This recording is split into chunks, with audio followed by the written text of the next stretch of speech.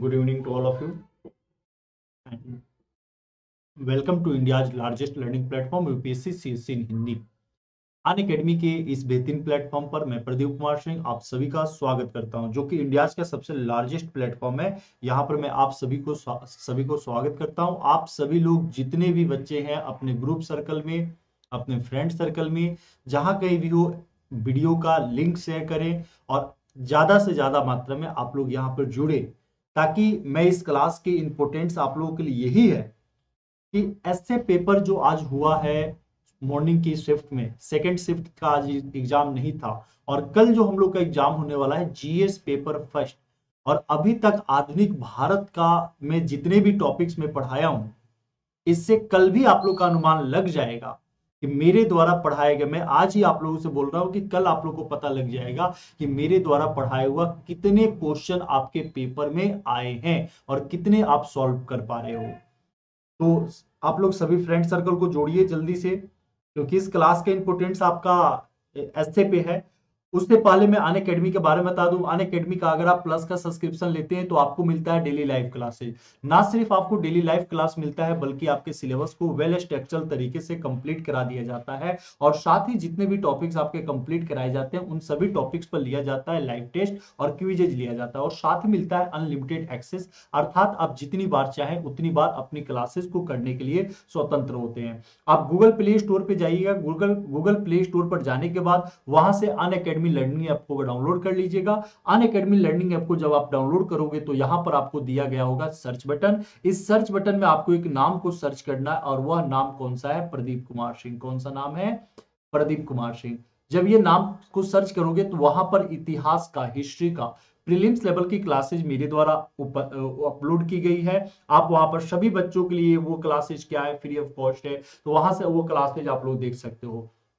यहां पर बताऊं कि अगर आपको सब्सक्रिप्शन लेना है तो एक कोड का यूज करना होगा पीके10।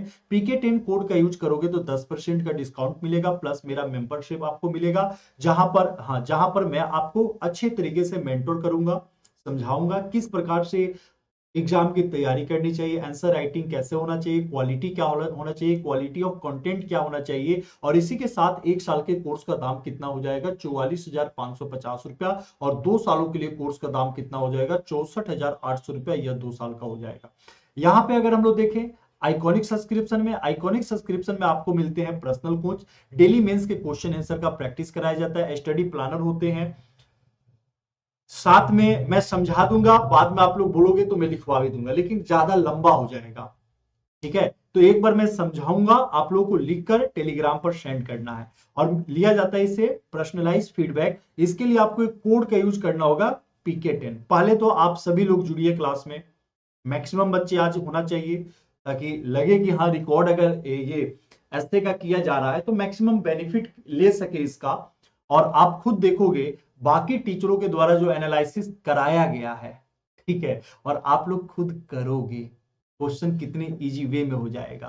तो एक साल के लिए अगर देखा जाए तो कोर्स का दाम कितना हो जाएगा? 62,550 रुपया, और 2 सालों के लिए देखा जाए 96,300 रुपया हो जाएगा। यहां जो मैं एनालिसिस कराऊंगा ना, अपने एक्सपीरियंस के आधार पर, जो मैंने खुद 2 बार दिया है उस एक्सपीरियंस के आधार पर बताऊंगा, और देखना कितना सटीक और सिंपल वे में आप लोग क्वेश्चन को भी समझोगे और लिख भी लोगे कि हाँ इसका आंसर ऐसे होना चाहिए। तो इसके लिए भी आपको हिस्ट्री ऑप्शनल अगर लेना है सब्सक्रिप्शन तो पीके10 कोड का यूज करना है, और इसके लिए भी एक साल के कोर्स का दाम कितना हो जाएगा? 24,750 रुपया, और 2 सालों के लिए कोर्स का दाम कितना हो जाएगा? 36,000 रुपया। ये आपके 2 साल का हो जाएगा। बैचेज 11 जनवरी से स्टार्ट होने वाले हैं, न्यू बैच। तो जिसको भी सब्सक्रिप्शन लेना है जल्दी से ले सकता है। प्रीलिम्स लेवल के लिए अलग स्टार्ट हो रहा है, मेंस से आपका 2022 के लिए अलग है, और 2023 के लिए अलग बैचेज स्टार्ट हो रहे हैं। और ये इसके प्राइसेस है। प्राइस के लेने के लिए आपको पीके10 कोड का यूज करना होगा, और अभी आइकॉनिक सब्सक्रिप्शन का प्राइस बढ़ने वाला है। गुड इवनिंग सभी को। तो इसलिए जिस भी बच्चे को जल्दी से सब्सक्रिप्शन लेना है वो ले लीजिए। चलिए, हम लोग अपने क्वेश्चन पे आ गए, जल्दी से हम लोग अपने क्वेश्चन पे आ गए, ऐसे राइटिंग के क्वेश्चन पे आ गए कि भैया इस बार क्वेश्चन कैसा आया था। पहला क्वेश्चन तो यही आपके और हमारे मन में आता है, आप पूछते हो ये हर एक टीचर से कि सर जी, या अपने फ्रेंड सर्कल में, कि क्वेश्चन कैसा था। ठीक है, अभी से इससे पहले देखिए होता क्या है, दो सेगमेंट में, पहले आप समझ जाइए इसकी रणनीति, पहले समझिए। दो सेगमेंट में यानी कि दो सेक्शन में यह आपके एसए का एग्जाम होता है। दो सेक्शन में आपको क्वेश्चन पूछे जाते हैं एसए में, सेक्शन फर्स्ट और सेक्शन सेकंड। इससे पहले एक ही सेक्शन में पूछा जाता था और उसके लिए आपको वर्ड जो लिमिट था वो 2000 से लेकर 2500 तक वर्ड में दिया जाता था, 2500 तक वर्ड दिया जाता था। ये पहले था, ठीक है। अभी अगर हम लोग देखते हैं तो अभी में इसके सेक्शन को डिवाइड कर दिया गया है। कितने सेक्शन कर दिया गया है? दो सेक्शन कर दिया गया है, सेक्शन फर्स्ट और कौन सा है? सेक्शन सेकंड है। अब इसमें जो सेक्शन फर्स्ट है इसमें भी आपको 1000 से 1200 शब्दों में लिखना है और सेक्शन सेकंड में भी कितने? 1000 से 1200 शब्दों में लिखना है। दोनों सेक्शन में देखा जाए तो 4 क्वेश्चन आपको दिए गए होंगे और इन 4 क्वेश्चन में से किसी एक क्वेश्चन पर आपको 1000 या 1200 शब्दों में इसका आंसर लिख सकते हैं आप। देखिए जैसे ही एग्जाम हुआ, गुड इवनिंग सभी को, जैसे ही यह एग्जाम हुआ, एग्जाम के जस्ट बाद अगर देखा जाए तो जितने भी कोचिंग वाले हैं टीचर से जो नहीं भी पढ़ाया है, वह भी टीचर जो है ये बोलने लगे कि देखो मेरे द्वारा यह पढ़ाया गया आया है आपके पेपर में और मैंने ये टॉपिक पढ़ाया है, देखो मेरा पढ़ाया हुआ ही आया पेपर में। लेकिन जो कंटिन्यू क्लास किया होगा बच्चा उसको पता है आया है या नहीं आया है, यानी कि हमारा झूठ सबसे मजबूत है। तो इस प्रकार से वो लोग क्रियाएं करने लगे हैं। उस पे नहीं, हम लोग क्वेश्चन को समझेंगे पहले। जैसे सबसे पहला क्वेश्चन दे, मैं लिखवाऊंगा भी, मैं बताऊंगा भी। आप लोग ज्यादा अगर जुड़ोगे, एक बात जान लीजिएगा, जितना ज्यादा जुड़ोगे, जितना ज्यादा आप लोग अपना विश्वास दिखाओगे, उतना अच्छा इसको लिखवाने का मैं ट्राई भी करूंगा। नहीं तो मैं समझा दूंगा, चीजों को समझा दूंगा जो कि आप लोग को लिखना होगा। यहां समझिए, सबसे फर्स्ट पॉइंट को क्वेश्चन देखा जाए तो सबसे फर्स्ट क्वेश्चन क्या, अगर मनुष्य में होने वाले मानव, मनुष्य होने और मानव बनने के बीच का लंबा सफर ही क्या है? जीवन है। एक बात मैं पहले ही बता दे रहा हूं, सभी बच्चों को मैं बता दे रहा हूं, देखो एग्जामिनेशन हॉल के अंदर जो बच्चा बैठकर क्वेश्चन लिखता है उसके ऊपर प्रेशर होता है और उसके लिए हार्ड ये क्वेश्चन लगता है। लेकिन एग्जामिनेशन हॉल से बाहर क्वेश्चन आने के बाद वही क्वेश्चन हलवा हो जाता है। हम क्योंकि बाहर आ गया है, ठीक है, तो बाहर आने के कारण वो काफी इजी लगने लगता है, इसीलिए वो हलवा हो जाता है। तो जो एग्जामिनेशन हॉल में फेस कर रहा है ना, तो जो एग्जामिनेशन हॉल में फेस कर रहा है वही चीज बाहर नहीं फेस होता है। इस चीज का आप ध्यान रखना। दूसरी एक और, हाँ एक और मैं बता दूं कि जब कभी भी पहले क्या था, अभी पिछले साल भी 2019 में भी और 2020 में भी ये जो सेक्शन फर्स्ट वाला है ना, ये ज्यादा जो होता है फिलोसफिकल जो होता है क्वेश्चन आने लगा है ना। तो फिलोसफी से जो होता है, फिलोसफिकल जो होता है क्वेश्चन आ रहा है, फिलोसफी से संबंधित आ रहा है। और सेकंड पार्ट अगर देखा जाए तो ये सेक्शन क्या है? पीजी है सभी बच्चों के लिए। कोटेशन अगर आप पढ़ते हो तो कोटेशन से ज्यादा ये क्वेश्चन सेक्शन फर्स्ट में उठाने लगा है। तो इसीलिए मैं जब आंसर राइटिंग की तैयारी करवाता हूं तो 3-4 पेज का कोटेशन ही दे देता हूं और उस कोटेशन को समझा देता हूं। और जब आपको होल पूरा का पूरा जीएस की तैयारी हो जाएगा तब आप देखोगे ये काफी इजी क्वेश्चन आपको लगने लगेगा। यहां पहले मैं समझा रहा हूं कुछ कुछ पॉइंट। जैसे बोल रहा है मनुष्य होने और मानव बनने के बीच लंबा सफर ही क्या है? जीवन है। लंबा सफर ही क्या है? जीवन है। अगर ये क्वेश्चन, जैसे यहां पर मैं क्वेश्चन लिख रहा हूं, ये क्वेश्चन है कि आप लोग को मैं समझाऊं और अगर मैं एग्जामिनेशन हॉल में बैठा होता तो मैं इस क्वेश्चन की लिखने की शुरुआत कैसे करता। सबसे फर्स्ट पॉइंट यही है आप लोगों का कि सर जी अगर आप एग्जामिनेशन हॉल के अंदर होते तो इसकी शुरुआत कैसे करते। तो पहले तो हमें यह समझना है कि मनुष्य होने और मानव बनने, इन दोनों के बीच का लंबा सफर क्या है? जीवन है। यानी कि मनुष्य में और मानव में अंतर की यहां पॉइंट दिखा रहा है। तो मैं यहां पर एक कोटेशन यहां जरूर डाल देता कि देखकर दर्द किसी का,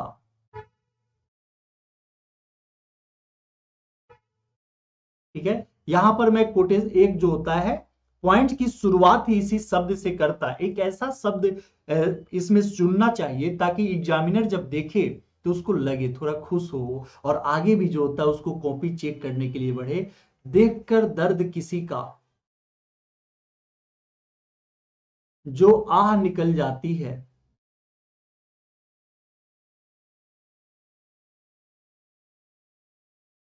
बस इतनी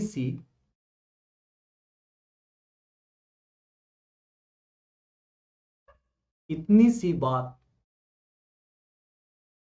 मनुष्य को मानव बनाती है।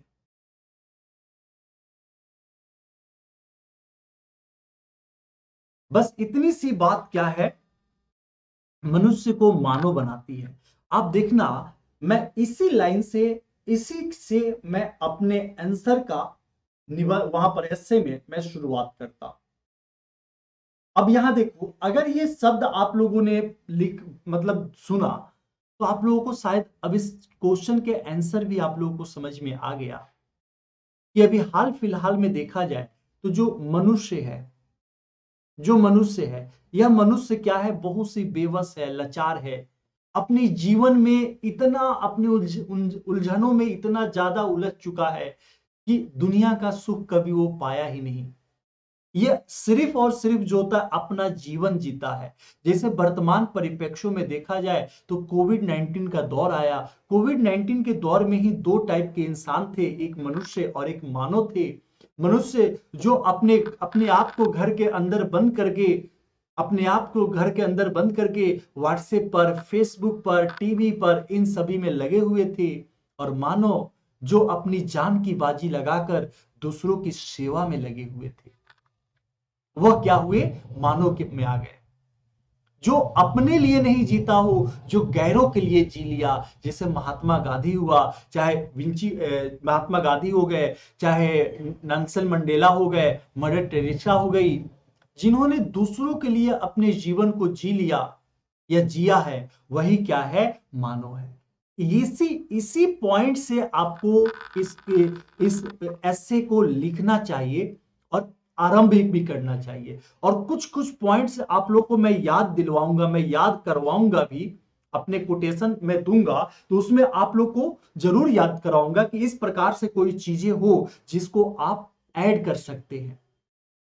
हमेशा ध्यान रखना, जब कभी भी आपको ऐसे लिखना हो ना, तो आपको लिखने कितने शब्दों में है, 1000 से 1200 शब्दों में लिखने हैं। तो एक मुद्दा को पकड़ के आप नहीं चल सकते हैं। जैसे उपन्यास की नोवेल कोई भी आप पढ़ते हो, तो नोवेल में आप देखते हो कि 2 से 3 मुद्दों को लेकर वो चलता है, वैसे ही यहां पर भी लेकर चलना होगा। एक तो आपको ये बताना होगा कि प्रॉब्लम क्या है, ठीक है ना, आपको बताना होगा कि समस्या क्या है, और दूसरा आपको यह भी बताना होगा कि उसका सॉल्यूशन कहां पर है। दोनों आपको डिफाइन करते हुए चलना होगा। हाँ, जैसे सोनू सूद थे, आशा वर्कर थे, ये कोरोना में भी तो कोरोना वॉरियर बने हुए थे ना, तो वो मानव की श्रेणी में आ सकते थे। जैसे अगर हम लोग देखें तो जो मनुष्य है, मनुष्य, इनके जीवन में प्रॉब्लम कौन कौन सी है, समस्या कौन कौन सी चल रही है, तो इनके जीवन में सबसे बड़ा जो समस्या चल रहा है वह कौन सा चल रहा है, प्रतिस्पर्धा चल रहा है। कौन सा, प्रतिस्पर्धा चल रहा है। देखो ये संख्या बहुत कम है, और ऐसे का मैं सॉल्यूशन यहां करा रहा हूं, और बहुत बेहतर तरीके से हो जाएगा, लिखना भी आप लोग को आ जाएगा, कैसे लिखना चाहिए ऐसे को, वो भी आ जाएगा। और इतना मैं गारंटी देता हूं कि अब तक यूट्यूब पर जितने लोगों ने आकर बोल कर चले गए हैं ना कि मेरे द्वारा कराया गया है, तो वो आप लोगों ने सुना है और यहां आप लोग समझोगे। लेकिन संख्या बल ज्यादा होना चाहिए, तभी तभी मुझे भी मजा आएगा कि आज के पेपर का अगर कराया जा रहा है, ये बहुत पहले ही मैं लेके आता अगर मेरी क्लासेज नहीं होती तो क्लास से फ्री होने के साथ ही, हाँ, इनके लाइफ में समस्या क्या क्या है, प्रतिस्पर्धा है। दूसरी समस्या आप लोग के लाइफ में क्या है, सरकारी जॉब पाना, यानी कि सरकारी नौकरी पाना ही आपके लाइफ का क्या है, सबसे अहम पॉइंट हो चुका है। तीसरी समस्या क्या है, अगर प्रतिस्पर्धा करके सरकारी नौकरी भी अगर आप प्राप्त कर लेते हो, उसके बाद भी आपके लाइफ में एक समस्या आता है, और वह समस्या कौन सा है, धार्मिक असहिष्णुता। आजकल सबसे ज्यादा ये बढ़ते हुए जा रहा है कि नहीं जा रहा है। और एक अगर सामान्य मानव अगर है, तो अपने परिवार को कैसे चलाया जाए, यह भी क्या है, एक मनुष्य के जीवन में होने वाली समस्याएं हैं और इन्हीं समस्याओं के बदौलत मनुष्य बाहरी दुनिया से पूरी तरीके से कट जाता है और एक आम नागरिक, एक आम मनुष्य बनकर घर से ऑफिस, ऑफिस से घर उलझा हुआ रह जाता है, समाज समाज सेवा नहीं कर पाता है, चाह कर भी नहीं कर पाता है। ठीक है, ये है। अब आपको इसका सोल्यूशन भी बताना होगा। जब कभी भी किसी चीज के बारे में बताओगे ऐसे में, तो आपको उसके साथ जो होता है सोल्यूशन भी करना होगा। अगर आप प्रतिस्पर्धा बता रहे हो तो आपको यहां पर सोल्यूशन ये बताना पड़ेगा कि बच्चों को आजकल के जो पेरेंट्स है, जैसे ही जन्म लेता है बच्चा, वैसे उसके माइंड पे भरा जाता है, देखो बेटा बेटा तुमको आईएएस बनना है। उसी टाइम पे फिक्स कर दिया गया कि इसको आईएएस बनाना है। बच्चे की स्वतंत्रता को पूरी तरीके से पेरेंट्स ने क्या किया, अपने सपनों के लिए उस बच्चों के जो होता है लाद दिया माइंड पे। अब वो बच्चा बचपन से ही लेते हुआ है कि आईएएस बनना है, मुझे आईआईटी निकालना है, मुझे डॉक्टर बनना है, मुझे इंजीनियर बनना है। घर में यही होता है ना। तो इस प्रकार की क्रियाएं जो होती होनी शुरू हो जाती है और वही प्रेशर है, वही चीज है कि बच्चा का मन किसी दूसरे क्षेत्र में होने के बावजूद भी, किसी दूसरे क्षेत्र में होने के बावजूद भी वो आईएएस बनने वाले क्षेत्र में आ जाता है, लेकिन उसका मन की रुचि नहीं है आईएएस में। क्यों? उसका जिज्ञासा कहीं और है। और यही रीजन होता है कि वो बार बार बहुत मेहनत करने के बाद भी वो असफल होते जाता है। तो वो कंपटीशन पास क्यों नहीं कर पाता है? क्योंकि उसके अंदर का जुनून नहीं है। ठीक है, ये माँ बाप का जुनून है जिसने लादा है, या समाज का एक भय है कि समाज के लोग क्या कहेंगे। ठीक है, तो ये एक भय है समाज का, जिसके कारण वह चाह कर भी इस चीज को छोड़ नहीं पाता है और नहीं छोड़ने के कारण ही वह बेचारा सरदर्द लिए हुए घूमता है। बच्चे को एक फ्रीडम होना चाहिए। ठीक है ना। ये कंपटीशन कम कब हो सकता है? जब माँ बाप, जो पेरेंट्स है, पेरेंट्स बच्चों को फ्रीडम दे कि बेटा तुमको जिस क्षेत्र में जाना है वह क्षेत्र जाओ, उस क्षेत्र में जाओ, उसमें तुम्हारा उज्जवल भविष्य है। तो देखना, वह जो बच्चे हैं वह बच्चे ज्यादा गवर्नमेंट जॉब की तरह नहीं बढ़कर मैक्सिमम जो होता है अपना स्किल डेवलपमेंट करेंगे, अपना स्किल डेवलपमेंट करेंगे। इसके लिए समाज के लोगों की नजरिया भी क्या होना चाहिए? बदले हुए स्वरूप में होना चाहिए। ठीक है, धार्मिक असहिष्णुता मतलब एक छोटा सा, इतनी सा इंसान भगवान को बचाने के लिए आपस में एक दूसरे को काटते हैं। मानते हैं कि अगर भगवान है, अगर सृष्टि है, और सृष्टि के अगर वो रचयिता है, थैंक यू जी, अगर वो सृष्टि के रचयिता है, तो आप अपने से सोचो, जिन्होंने सृष्टि को रच दिया, जिन्होंने हम लोगों को बना दिया, उनको हम कैसे बचा पाएंगे? क्या हम मंदिर और मस्जिद बनाकर जो होता है बचा पाएंगे क्या? यह मानव धार्मिक धार्मिक असहिष्णुता में लगा, मनुष्य जो है धार्मिक असहिष्णुता में लगा होता है और वह भूल जाता है, ठीक ना, वह, हाँ, वह इस बात को भूल जाता है कि चढ़ती रही मजार, फिर चढ़ती रही, हाँ, चढ़ती थी उस मजार पे चादरें बेशुमार। समझना, चढ़ती थी उस मजार पर चादरें बेशुमार, और बाहर बैठा एक फकीर ठंड से मर गया। ठीक है, इस चीज पर वो भूल जाता है कि बाहर मनावता, मनावता क्या है? लोगों की सेवा करना। आपके पास पैसा है तो आप सेवा करो, आपका पैसा कम नहीं होगा। चाहे वो आप स्मिथ जॉब्स को आप देख लो, किसी को भी दुनिया में अगर आप देख लो, जो एप्पल के मालिक हैं, एप्पल का मालिक है, और वो एप्पल का जो मालिक है अपने आमदनी का 60 से 70% गरीबों में दान कर देता है। क्या उसकी पैसा कम हो जाता है क्या? आप जितने भी बड़े और महान व्यक्ति को देखो, मानव को देखो, तो अपनी आमदनी को दान कर देता है। क्या आपने कभी ऐसा लाइफ में सोचा? क्या आपकी शिक्षा में कभी भी इस प्रकार की चीजों को बताया गया कि समाज सेवा करना चाहिए? क्या आपने अपने लाइफ में अभी तक किसी भी प्रकार का सेवा किया है? अगर नहीं किया है तो आप अभी भी एक मनुष्य बनकर जी रहे हो, और अगर किए हो तो देखना कितना संतुष्टि मिलता है। ठीक है, आप परिवार तो चलाते हो मनुष्य बनकर, लेकिन बाहरी दुनिया, मतलब जो दूसरी एक फैमिली है जो रोड पे सोती है, उस चीज को आप भूल जाते हो, उसको भी आप चलाओ। तो इसी परिप्रेक्ष्य में इन्हीं सभी को देखते हुए आपको 1000 शब्दों में मुद्दों को उठाकर, एक दो कोटेशन को डालकर, कोटेशन नहीं मिलता है तो एक दो शायरी को डालकर आप इसका आंसर दे सकते हो। क्या आप सभी बच्चे मनुष्य होने और मानव बनने के बीच एक लंबा सफर है, पॉइंट्स को समझ में आया कि नहीं आया कि मनुष्य किसको कहा जा रहा है और मानव यहां पर किसको कहा जा रहा है, मनुष्य से मानव का सफर किस प्रकार से कवर हो सकता है। क्या सभी बच्चे समझ में आ गए? क्या समझ में आ गया क्या? ठीक है,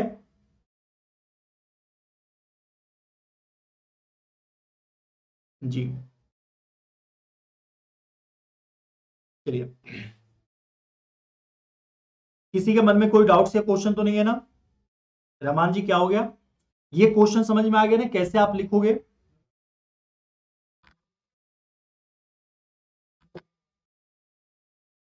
चलिए अब हम लोग सेकंड, हाँ सेकंड पे आते हैं। कोई बात नहीं, सेकंड पे हम लोग देखते हैं सेकंड क्या कर रहा है। सेकंड यहां पे कह रहा है कि माइंडफुल मैनिफेस्टो के बारे में कर, यानी कि विचार परक संकल्प स्वयं के शांत चित्त रहने के का उत्प्रेरक है। मेरे एक फ्रेंड है जो मेंस के एग्जाम में बैठे हुए हैं, तो जब मेंस के एग्जाम वो दे के आए थे तो शाम में जब भी मैं भी क्लास से जब ऑफ हुआ, क्लास मेरा ऑफ हुआ तो उनको बुलाए थे हम, वो आकर बैठे, बातचीत हो रही थी इसी क्वेश्चन पे, इसी में हुआ। वो बता रहे थे कि भाई जब मैं इसको जो होता है सेकंड वाले पॉइंट्स को जब मैं पढ़ा तो मैं तो सोचते रह गया कि पूछा क्या है। सबसे पहले मैं सोचते रह गया कि पूछना क्या चाह रहा है। और ऐसा सिर्फ उनके साथ नहीं, हर एक बच्चे के साथ होता है कि जब इस प्रकार के शब्दों का प्रयोग एग्जामिनर करता है या एग्जाम में आता है तो बच्चे थोड़े बहुत कंफ्यूज हो जाते हैं कि ये क्वेश्चन कहना क्या चाह रहा है। लेकिन जब आप, हमेशा याद रखना, जब आप एग्जामिनेशन हॉल में बैठे रहना तो अगर कोई किसी प्रकार का क्वेश्चन समझ में नहीं आ रहा उसको 2 से 3 बार पढ़ना। और एक बार मैं अपने ऊपर अप्लाई करता था कि क्वेश्चन समझ में नहीं आता ना तो उसको पढ़ के मैं एक बार आंखें बंद करके उसको सोचता था कि ये क्या कह रहा है। और जैसे, हाँ, जैसे यहां पर इसने इस बात को कहा, एक शब्द जरूर पकड़ में आ जाएगा, शांतचित्त, यानी कि शांति। ये शब्द आपको पकड़ में अगर आ गया, ठीक है ना? हाँ, हाँ, अगर ये समझ में आपको आ गया, इस क्वेश्चन को देखिए 2 बार, यानी कि विचार परक संकल्प, ठीक है ना? तो इस प्रकार की चीजों को, यानी कि एक चीज तो आपके माइंड पर जरूर आ जाएगा, शांति। जब भी आपके अंदर अगर शांति है तो शांति जिसके भी चेहरे पर, जिसे आप एक साधु महात्मा को देखना, ठीक है, किसी से पूछा जाए कि शांति कब प्राप्त होती है तो यही कहा जाता है कि मरने के बाद ही पूर्णतः शांति प्राप्त हो सकती है। कभी भी शांति, सुकून जो है इंसान को लाइफ में रहते हुए, मन के हारे मन के, जी बिल्कुल बिल्कुल बिल्कुल, इस पॉइंट को आप यहां पर इंक्लूड कर सकते हैं। अगर हम लोग शांति के बारे में देखें ना, शांति से क्या व्यक्ति में सकारात्मक भावनाओं का क्या होता है, जन्म होता है। व्यक्ति में सकारात्मक भावनाओं का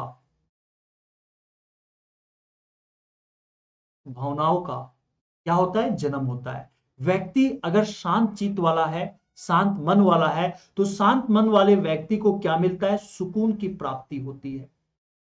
कि ना, मनुष्य के पास कुछ भी ना होते हुए भी, मनुष्य के पास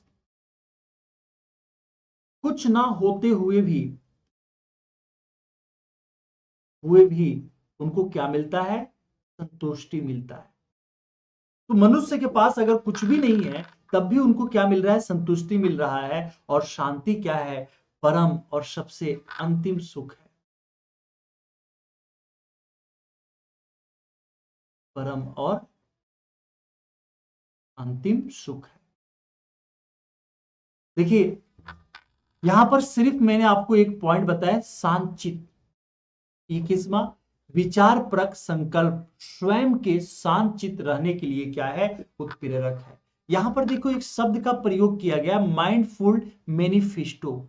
माइंडफुल मैनिफेस्टो मेरे द्वारा तो यह समझाया गया कि शांति होने पर क्या क्या, जैसे हम लोग कहते हैं कि निराश व्यक्ति हमेशा अतीत की तरफ देखता है, चिंतित व्यक्ति, समझना यहां पर, निराश व्यक्ति हमेशा अतीत की तरफ देखता, अपनी अपनी पुरानी दुनिया को देखेगा कि पता है मैं पहले ऐसा था वैसा, अभी वर्तमान में वो क्या है, निराश है, इसलिए अपने अतीत को याद कर रहा है। और जो चिंतित व्यक्ति है ना, वो अपने भविष्य को देखता है कि पता नहीं क्या होगा, है ना। तो जो चिंतित है वो भविष्य को देखता है, और जो शांत चित्त वाला व्यक्ति होता है वह वर्तमान को देखता है, तो वर्तमान समय को दिखता है। तो एक पॉइंट तो है ना, एक पॉइंट तो शायद आप लोग को शांति वाला पॉइंट समझ में आ गया, लेकिन यहां पर एक शब्द का प्रयोग किया गया है, इसको पहले हम लोग को समझना बहुत ज्यादा जरूरी है, और वह कौन सा है, मैनिफेस्टो। मैनिफेस्टो आप लोग देखते हैं कि मैं क्या करूंगा, कोई भी पार्टी जब चुनाव लड़ती है तो चुनाव लड़ते समय वो बोलती है ना कि मेरा इस बार के चुनाव में क्या एजेंडा होगा, कौन सा मैनिफेस्टो होगा, वो अपना मैनिफेस्टो, यानी कि वो क्या करना चाहती है, यानी कि क्या दिखेगा, मेरा गवर्नमेंट आएगा तो आने के बाद मेरे क्या दिखेगा, क्या बदलाव आएगा, वो मतलब अब इस क्वेश्चन को, इन दोनों को एक साथ मिलाकर देखो, यानी कि शांत चित्त है तो आने वाला जो प्रभाव है, यानी कि माइंडफुल मैनिफेस्टो क्या दिखने वाला है, आ गया समझ में, शांत चित्त है तब। अब इसका एग्जाम्पल आप कहां से उठाकर देख सकते हैं, चाहे आप अगर इसका एग्जाम्पल उठाते हैं कलिंगा वार,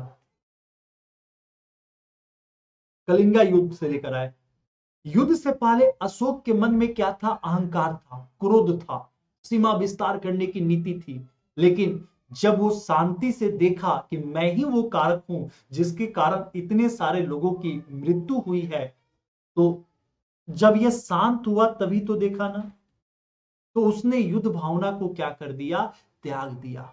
यही इसका क्या है, शांत चित्त का मैनिफेस्टो है। और इसी परिप्रेक्ष्य में, हाँ इसी परिप्रेक्ष्य में इसको जो होता है लिखने की जरूरत है, सिर्फ और सिर्फ। देखिए हमेशा फिलोसफिकल जो होता है सेक्शन फर्स्ट से आने लगा है, तो थोड़ी बहुत फिलोसफी का ज्ञान अगर आप में दूसरों को समझाने का है, फिलोसफी झाड़ने का है, तो आप लिख सकते हैं इसके बारे में। देखिए शांत चित्त वाले इंसान हमेशा क्या होते हैं, परम जो होता है शांति परम और अंतिम सुख की प्राप्ति करते हैं। जैसे एग्जाम्पल में आप साधुओं को देख लो, फकीरों को देख लो, जिन्होंने दुनिया को त्याग दिया है वो कितने प्रसन्न होते हैं, जिनके पास कुछ नहीं है। आप उन बच्चों को देख लो जो इतनी ठंड में भी झुग्गी और झुपड़ियों में रहते हैं, लेकिन उनके चेहरे पर जो खुशी है वह महल में पैदा होने वाले लोगों के चेहरे पर भी नहीं मिल पाता है। मतलब उनके पास कुछ ना होकर भी बहुत कुछ उनके पास है, और वह कौन सा है, सुखी है, यानी कि सुख है उनका, उनके चेहरे पर जो होता है खुशी है। और वैसे लोग जो शांति प्रिय नहीं है, जिनके माइंड पर टेंशन है, हमेशा प्राप्त करने की जिज्ञासा है, आगे बढ़ने की जिज्ञासा है हमेशा, वह कभी भी शांति को प्राप्त नहीं कर सकते। बस इन्हीं परिप्रेक्ष्यों में क्या है, ठीक है ना, इन्हीं परिप्रेक्ष्यों में इन सब क्वेश्चन को लिखने की आवश्यकता है। अब हम लोग आते हैं आज का सेक्शन फर्स्ट में का सभी बच्चों का सबसे फेवरेट जो क्वेश्चन रहा, वह सबसे फेवरेट क्वेश्चन आपका यही रहा था। और मुझे ये उम्मीद है कि आज जो पेपर दिए हैं उसमें 70% बच्चों ने इसी क्वेश्चन को, सेक्शन फर्स्ट में से इसी क्वेश्चन को लिखना शुरू किया था। ठीक है, अब ये क्वेश्चन क्या है समझो। यहाँ पर क्वेश्चन कह रहा है कि जहाज अपने चारों तरफ के पानी की वजह से नहीं डूबा करते, जहाज पानी के अंदर समा जाने के वजह से डूबते हैं।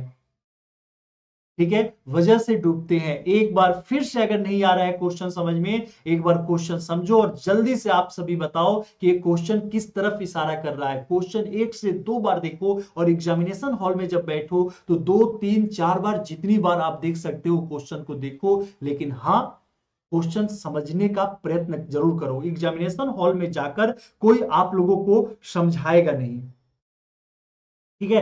तो देखिए यहां पर क्वेश्चन क्या कर रहा है, जहाज अपने अपने तरफ के पानी की वजह से नहीं डूबा करते।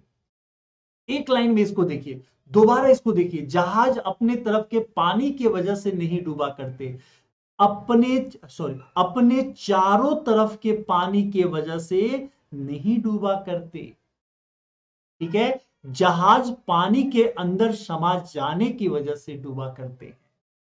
यह भी एक क्या हुआ, कोटेशन हुआ। यह भी क्या है, एक प्रकार सा का कोटेशन है। जैसे एग्जाम्पल, एक एग्जाम्पल मैं आप लोगों के सामने रखना चाहूंगा। हाँ, नेगेटिविटी से को हटाना चाहिए, वेरी गुड। जैसे एक मैं एक मैं एग्जाम्पल आपको देना चाहता हूं। आप उस एग्जाम्पल को अपने इसमें, ये जब आप लिखो इसका आंसर तो उसमें भी आप शामिल कर सकते हो। जैसे एग्जाम्पल यह है कि एक बार जब कौरव कौरव के अंदर बहुत ही ज्यादा अहंकार आ गया था। कौरव के अंदर जो था अहंकार था, और उनके मन में इस बात का हो गया था कि हम तो पांडवों को बिल्कुल पराजित ही कर देंगे, ठीक है ना। तो हम पांडवों को पराजित कर देंगे, ये उनके मन में था कि पांडव इससे क्या हो जाएंगे, पराजित हो जाएंगे। उसी बीच में कृष्ण जी जाते हैं और 5 गांव मांगते हैं, मांगे थे ना।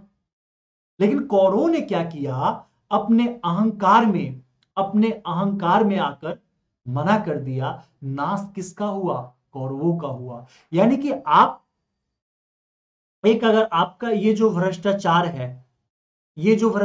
है, अगर आपके ऑफिस में विराजमान है, आप एक आईएएस अधिकारी बन रहे हो और आपके ऑफिस के लोग में मैक्सिमम लोग अगर भ्रष्टाचार का काम कर रहे हैं, इसके कारण आपका पतन नहीं होगा। आपके चारों तरफ भ्रष्टाचार लोग वाले जो होते मिले हुए हैं, अहंकारी लोग हैं, इससे आपका पतन नहीं होने वाला है। आपका पतन उस समय होगा जब आप स्वयं से नजरें नहीं मिला पाओगे, जब आप खुद एक भ्रष्टाचार ऑफिसर बन जाओगे, तभी जो है आपका पतन हो सकता है। यहां पर जब आप बोलने लगोगे कि यहाँ तहजीब भी बिकती है, यहाँ फरमान भी बिकता है, यहाँ तहजीब भी बिकती है, यहाँ फरमान भी बिकता है, जरा तुम दाम तो बोलो, यहाँ हर इंसान बिकता है। तो ये भ्रष्टाचारियों की पहचान है, ठीक है। तो इस प्रकार की, जी हाँ, जब मैं ऐसे पढ़ाऊंगा ना तो उसमें मैं कोटेशन में शायरी और लोगों की बातों को मैं डाला करता हूं, अपने सब्जेक्ट में ज्यादा नहीं बोलता, है ना जी। तो इस प्रकार के भ्रष्टाचार में, अब ये भ्रष्टाचार क्यों है, सबसे बड़ा क्वेश्चन मार्क तो ये है कि ये भ्रष्टाचार क्यों है। तो इस भ्रष्टाचार के होने के पीछे सबसे बड़ा रीजन क्या है, सबसे बड़ा रीजन क्या है, तो सबसे बड़ा, सबसे,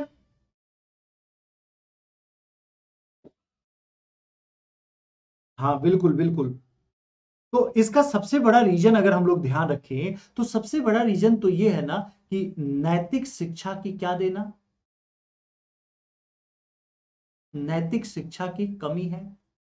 जब लोगों के अंदर नैतिक शिक्षा में, एजुकेशन में कमी हो जाए, तभी तो भ्रष्टाचार की कमी हो जाएगी। और ये क्या आजकल के स्कूलों में यह नैतिक शिक्षा वाला पाठ पढ़ाया जाता है क्या, देखते हो क्या, साहित्यिक ज्ञान दिया जाता है हमारे ऋषि मुनियों के द्वारा। पहले माँ बाप की सेवा करना, माँ बाप की सेवा करना इस प्रकार से, यानी कि पहले जो था कहानी में माँ बाप सर्वोपरि हुआ करते थे, गुरु का एक अलग मर्यादा और मान हुआ करता था। और ना अब पहले वाले गुरु रहे और ना ही पहले वाले अब शिष्य मिला करते हैं, है ना। गुरु कितना भी अच्छा पढ़ा ले, गुरु कितना भी चाह ले, लेकिन बच्चे ऐसे आते हैं डिसलाइक ठोक के गुरु को चले जाते हैं। ये जितने एजुकेटर हैं मन से तो पढ़ा रहे हैं, लेकिन उनके मन में, बच्चों के मन में जो निगेटिव, जो डिसलाइक कर देता है, वो एक प्रकार से क्या हुआ, निगेटिविटी है ना। मतलब नैतिक गुणों की कमी है। कि भाई कोई भी गुरु हो, अगर पढ़ा रहा है, मेहनत कर रहा है, मैं यूट्यूब के हर एक गुरु के लिए बोल रहा हूं, आपको नापसंद हो मत करते, लेकिन अगर आप उस प्रकार से काम कर रहे हो, इसका मतलब क्या है, आप में नैतिक शिक्षा की क्या है, कमी है। और जब कमी है तो आप अधिकारी भी बनोगे तो ये नैतिकता की कमी आपको उस अधिकारी वाले पद में भी आपको क्या है, दिखाई देगा। तो हाँ, तो इस प्रकार की चीजों को, भ्रष्टाचार को लेकर आपको बता देना है। एग्जाम्पल यहां पर लिखना होगा कि भ्रष्टाचार के कारण, मेन कारण कौन सा है, नैतिक शिक्षा की कमी है। और मेन नैतिक शिक्षा और भ्रष्टाचार पर उदाहरण देते हुए, एग्जाम्पल देते हुए इसको निकल जाना है। तो ये सबसे इजी सेक्शन फर्स्ट का, ये सबसे इजी जो होता है यह था। चलिए अब हम लोग फोर्थ नंबर पे आते हैं। ये फोर्थ नंबर ही है ना, फोर्थ नंबर पे हम लोग आते हैं। और फोर्थ नंबर भी सबसे सिंपल, सबसे अच्छा जो होता है आया हुआ था, और कुछ बच्चों ने इसको ही लिखा है, कुछ बच्चों के द्वारा। सरलता क्या है, तो परम चरम जो होता है परिष्करण है। हिंदी तो ऐसे ही होता है। ठीक है, अगर आप सरलता के बारे में पूछोगे, सरलता के बारे में देखो, तो हर एक बच्चा जो यहां पर देख रहा है वो सभी बच्चा सरलता के बारे में बता सकता है कि सिंप्लिसिटी क्या होता है, बता सकता है ना। यह कोटेशन अगर आपको देखना है तो यह कोटेशन तो विंची के में भी आप लगा सकते हो, गांधी के परिप्रेक्ष्य में भी लगा सकते हो, या विंची जो है विंची के परिप्रेक्ष्य में भी लगा सकते हो। आप देखना चाहते हो तो लाल बहादुर शास्त्री जी को देखो, लाल बहादुर शास्त्री जी को देखो। आप देखना चाहते हो तो एपीजे अब्दुल कलाम आजाद का एग्जाम्पल दो यहां पर, एपीजे अब्दुल कलाम का एग्जाम्पल दो। आप देखना चाहते हो तो अभी वर्तमान परिस्थितियों में अन्ना हजारे हुए थे ना, अन्ना हजारे का दे सकते हो, या नरसिंहा राव का दे सकते हो।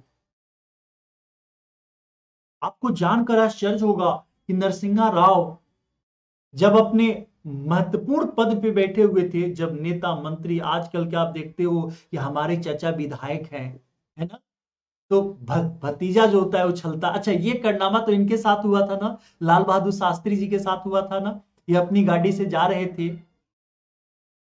ये अपनी गाड़ी से जा रहे थे, आगे देखे कि एक पुलिस वाले को एक लड़का जो होता है काफी ज्यादा धमका रहा है।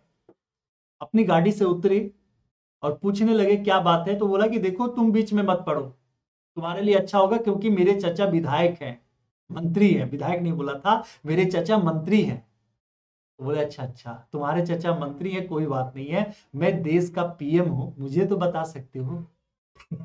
तो आप इससे अनुमान लगा लीजिए कि जो पीएमओ हॉल इनको मिला हुआ था, जो पीएमओ मिला हुआ था, उस पीएमओ में ये खेती कराना शुरू कर दिए थे। वहीं पर यह अपने लिए फसल उपजाया करते थे अपने भोजन के लिए, कि कुछ तो होगा। इन्होंने लाइफ में अपनी सैलरी को छोड़कर बाकी किसी भी चीज को बैंक से या कहीं से भी उठाने का प्रयत्न नहीं किया था। और अपनी सैलरी अपनी बेटी से बोले थे एक बार, ठीक है, कि मेरी सैलरी कम, अपनी सॉरी, इनकी पत्नी जो होती है किसी चीज का डिमांड की थी, इन्होंने यही कहा था कि देखो मेरी सैलरी में फैमिली चल जाती है अच्छी तरीके से, यही काफी है, मैं वो खरीद नहीं पाऊंगा। एक पीएम होने होने पर इनके इस प्रकार का वाक्य था। और आज आप लोगों में से बहुत सारे ऐसे बच्चे हैं कि अगर डीएम हो जाएंगे तो छलने लगेंगे, और ये पीएम होने के बाद भी, ठीक है, इतने सभ्य सरल रहे। तो सरलता हर एक चीज में मिल जाता है। आप महात्मा गांधी को देख लो, महात्मा गांधी को एक वकील, और कोई छोटे मोटे वकील नहीं, बहुत बड़े वकील रहे। और चर्चिल ने इनको क्या कहा था, सभी को पता है ना, चर्चिल ने जो पीएम था, अर्ग नंगा फकीर कहा था महात्मा गांधी को। और महात्मा गांधी से जब भी पूछा जाता सरलता क्या है, तो यही बताते, एक धोती पहनकर अपनी लाइफ को गुजार दिया। जिनके पास सब कुछ ऑप्शन था, हर एक चीज एक्सेप्ट कर लेने का था, तो ये इनकी क्या थी, सरलता थी। एपीजे अब्दुल कलाम आजाद या अन्ना हजारे, अन्ना हजारे जब आंदोलन किए हुए थे और कांग्रेस जब इस आंदोलन से परेशान हुई, तो इनका अकाउंट डिटेल जो होता है चेक करे तो पता लगा कि अकाउंट नंबर इनका नहीं है कोई। इनके घर के बारे में जब पता लगाया गया तो एक खाट थी जो मंदिर के बाहर रहती थी, और वहीं पर ये सोया करते थे। बस एपीजे अब्दुल कलाम आजाद, जब इनकी देश के राष्ट्रपति इतने महत्वपूर्ण पद पे होने के बाद जब इनकी मृत्यु हुई तो दो सूट, दो जोता पहनने वाला सूट, कुछ कपड़े और अकाउंट में थोड़े बहुत पैसे प्राप्त हुए थे, बस और कुछ। ये है सरलता हमारे देश के लोगों का। एक गुरु हुआ एक एग्जाम्पल। और आप चाहो तो इसमें अपने, हाँ, आप जब कभी भी लिखो ना तो उसमें कुछ कहानियों को भी आप उसमें शामिल कर दो। एक गुरु के बारे में है कि एक माता अपने बच्चे को लेकर गुरु के पास गई, अब बोली कि महाराज, मेरा बच्चा मिठाई बहुत ज्यादा खाता है, आप इसको मना कर दो, आपकी बातों को ये मान लेगा क्योंकि आपको बहुत ज्यादा ये मानता है। ठीक है, तो उसकी जो वो जो गुरु थे उन्होंने ये कहा कि आप इस बच्चे को 7 दिन के बाद लेके आना, अभी लेके मत आओ, 7 दिन के बाद लेके आए। माता को ये लगा कि शायद 7 दिन के बाद कुछ करने वाले हैं, लेकर गई, 7 दिन के बाद लेके आई। तो गुरु ने जो होता अपने सामने बच्चे को बैठाया और बोला कि बेटा, मिठाई खाना अच्छी बात नहीं है, मिठाई मत खाना। तो माता बोली कि गुरुजी, ये बात तो आप उस दिन भी बोल सकते थे जो आज आप बोल रहे हो। लेकिन नहीं नहीं, एक भक्त मेरे आश्रम में मिठाइयां रख के गया था, तो मैं उन बीच मिठाइयां खुद खा रहा था, तो मैं कैसे इस बच्चे को मना कर सकता था। अब वो मिठाई खत्म हो चुका है और अब कुछ दिनों तक मुझे मिठाई मिलने वाला नहीं है, तो इसलिए इस टाइम पर मैं बच्चे को मना कर सकता हूं कि मिठाई नहीं खाना। तो ये है सरलता, कि पहले स्वयं में लागू करना, फिर दूसरों को इंप्लीमेंट करना। पहले स्वयं मेंस का एग्जाम पास करो, तब न जाकर क्लास दोगे कि मेंस का कैसे पास किया जाता है। आपने कभी मेंस दिया ही नहीं, प्रीलिम्स भी पास नहीं किया, और आप बता रहे हो कैसे मेंस पास किया जाता है, तो ये तो भाई गलत हो जाएगा ना। तो वही चीज आजकल चलता है। हाँ, रतन टाटा जी, टाटा बिल्कुल बिल्कुल सही। रतन टाटा के बारे में तो ये है कि उनकी आय का 90% वो दान में देते हैं। ये ना 90% जो है वह दान में दे देते हैं। अब बताइए, नरसिंहा राव को, इनको बेटी को एमबीए कराना था, बेटी बहु बोल रही थी कि आप तो भाई देश के पीएम हो, आप मतलब मेरे पापा इतने बड़े मंत्री, आप तो, और मुझे एमबीए करना, बोले पैसा ही नहीं है। इन्होंने बैंक में बाकायदे लोन डाला, लोन मिला, उसके द्वारा अपनी बेटी को पढ़ाया।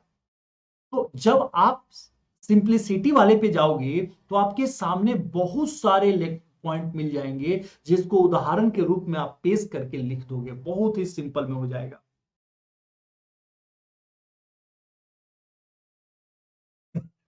सबकी मां करती है बच्चों से।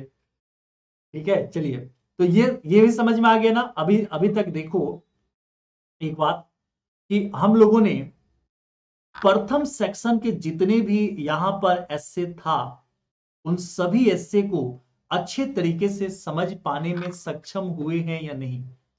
मैं मानकर चलूं ना कि आप सभी बच्चों को समझ में आ चुका है। इसमें से प्रथम सेक्शन में से ऐसा कोई भी डाउट जिसको आप लोग ना बना पाओ,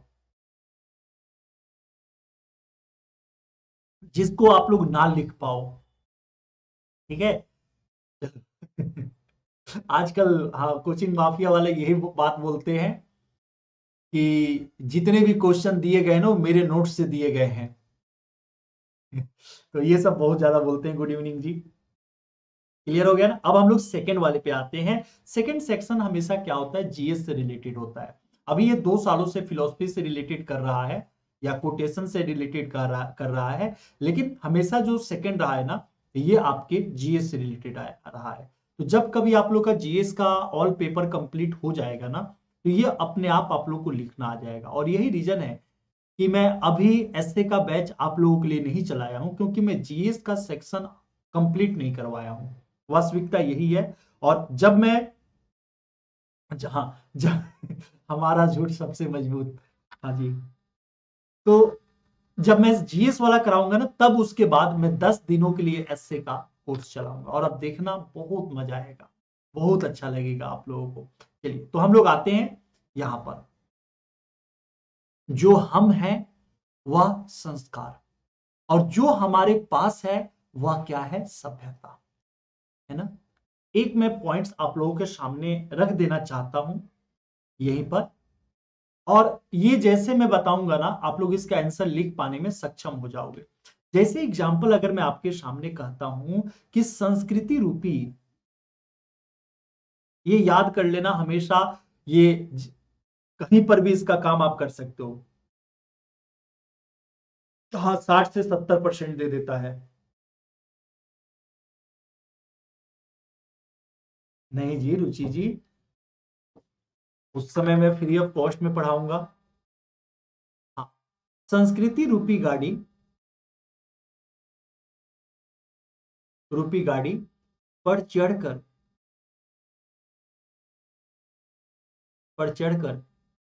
सभ्यता चलती है। अर्थात बहुत मेन पॉइंट से लिख रहा हूं जो कि आपके माइंड पे हमेशा के लिए हो जाएगा। अर्थात गाड़ी हमेशा चलती है, हमेशा हमेशा चलती रहती है, लेकिन सवारी बदलते हैं। समझ में आ रहा है यहाँ पे मेरे द्वारा बताया गया। अब देखो, अब इस लाइन को अगर आप समझ लिए, हाँ, अच्छा जी, अगर आप इस लाइन को समझ लिए कि संस्कृति रूपी गाड़ी पर चढ़कर सभ्यता हमेशा चढ़ती उतरती रहती है, मतलब इसका अर्थ क्या हुआ, इसका अर्थ ये हुआ कि जो सभ्यता है, फिर जो सभ्यता है, यह सभ्यता हर कदम पे परिवर्तन हो जाता है। हर घर का सभ्यता क्या है, अलग है, लेकिन देश की संस्कृति क्या है, एक है। समझ में आया, देश की संस्कृति क्या है, एक है। अब हम लोग यहां देखते हैं। अच्छा, अब मैं एक आपको एग्जाम्पल बताना चाहता हूं, क्योंकि हाल फिलहाल में मैंने उस सीरीज को खत्म किया, और परसों जो मैं क्लास नहीं लिया था क्योंकि वो सीरीज जब आ जाता है तो मैं काफी ज्यादा उसके प्रति था। अभी मैं एक सीरीज खत्म कर रहा था, और वो सीरीज था वेकिंस। वेकिंस, ठीक है। अब उस चीज को मैं यहां पे जोड़ना चाह रहा हूं कि अगर आप वेकिंस की संस्कृति को देखेंगे तो यह एक प्रकार से रियल में, यह एक प्रकार से जो नार्वे है ना, वहां की ये लुटेरे जाति के थे, लुटेरे जाति के थे। तो इनके सभ्यता में ही इस चीज को सिखाया जाता था कि तुम्हें लूटने किसी दूसरे देश में जाना है। तो ना इनके रग में मरने से और ना इनको मारने से मन में कभी भी भय नहीं होता। समझ रहा है ना।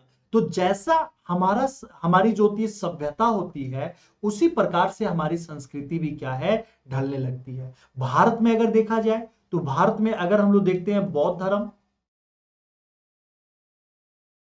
अगर हम लोग भारत में देखें बौद्ध धर्म, या अगर हम लोग देखते हैं जैन धर्म, इन दोनों ने क्या किया, तो अहिंसा का पाठ पढ़ाया, पढ़ाया ना। वहीं हम लोग देखते हैं नागा जनजाति, काफी ज्यादा क्रूर जनजातियों में से एक मानी जाती है नागा जनजाति। तो इनकी सभ्यता क्या है, क्रूरपन है, ठीक है। तो जैसा जिस प्रकार का सभ्यता होगा, उसी प्रकार से हमारी संस्कृति होगा। याद देखिए, जो हम हैं वह क्या है, संस्कार, यानी हमारी संस्कृति, और जो हमारे पास है वह क्या है, सभ्यता। जो मैंने बचपन से सीखा है वह क्या है, सभ्यता। अब क्या ये जो मेरे द्वारा लिखा गया है, इस परिप्रेक्ष्य में इसका अर्थ आप लोग को समझ में आ गया क्या? गुड इवनिंग जी, क्या इसका अर्थ आप लोग को समझ में आ गया क्या? जल्दी से एक बार बताना। तो जो मेरे द्वारा ये लिखा गया, उसके उसके परिप्रेक्ष्य में इसको आप देखोगे तो समझ में आ गया ना। तो थोड़ा सा आपको डिफाइन क्या कर देना होगा, सभ्यता और संस्कृति को डिफाइन डिफाइन करना होगा, और फिर ये बताना होगा कि जिस प्रकार के सभ्यता होता है उसी प्रकार से हमारी संस्कृति पर भी इफेक्ट पड़ता है। जैसे एग्जाम्पल, आपके घर का जैसा सभ्यता होगा वैसी ही संस्कृति आप वैसी ही संस्कृति जो होता है उस बच्चे में भी झलकेगा। जिस प्रकार से माँ बाप होंगे उसी प्रकार से बच्चा होता है। होता है ना ऐसा, सिंपल। अभी हाँ, अभी वर्तमान परिप्रेक्ष्यों में देखा जाए, अगर भारत की आज की स्थिति को देखा जाए तो भारत, हाँ, भारत में बदलाव हो रहा है। और भारत में बदलाव, भारत की संस्कृति किसके जैसे बनती जा रही है? यूरोपियोज के जैसे। भारत में संस्कृति क्या था? माँ बाप का सेवा करना, गुरु का सेवा करना, ठीक है ना, सबसे मेन था। और यूरोप की संस्कृति क्या थी? माँ बाप के खिलाफ, छोटा बच्चा माँ बाप बाप के खिलाफ जो होता है एफआईआर कर देता है। मतलब इतना अकुड़ू है वो कि अगर माँ ने थप्पड़ मार दिया, फिर माँ ने थप्पड़ मार दिया तो पुलिस के पास फोन करेगा, हेलो, और पुलिस को बुलाएगा कि मम्मी ने थप्पड़ मारा मारा है। अब आप अपने से सोचो, क्या भारत की संस्कृति ऐसी थी क्या? नहीं ना। और अगर भारत की संस्कृति इस प्रकार से नहीं थी, इस प्रकार से नहीं थी, तो अब तो उसका एंट्री हो रहा है ना। यहाँ क्या यही रीजन है कि यहाँ पर शादी, यहाँ देखना, भारत में क्या माना जाता है? भारत में, भारत की मम्मी जो है वो बच्चे को उठा उठा के जो होता है अच्छे से सर्फ एक्सल में धो देती है। ऐसा होता है ना, बचपन में धुलाई बच्चे का इतने अच्छे से कुटाई हो जाता है, और बच्चे को ये बोलती है, पीट भी देगी माँ, कहती चुप, एकदम चुप। बच्चा बेचारा करके चुप हो जाता है। ये है हमारी संस्कृति, ठीक है। माँ बाप के प्रति हमारे मन में, हमारे शरीर में डर, डर नहीं, प्रेम है। उनकी बातों के प्रति आदर है, डर नहीं है, आदर है। और यही यूरोप में नहीं है। और यही रीजन है कि जैसे ही माँ बाप बूढ़े होते हैं, बेटा बेटी छोड़कर अपने अपनी दुनिया में मस्त हो जाते हैं, तो यहाँ अकेलापन हो जाता है।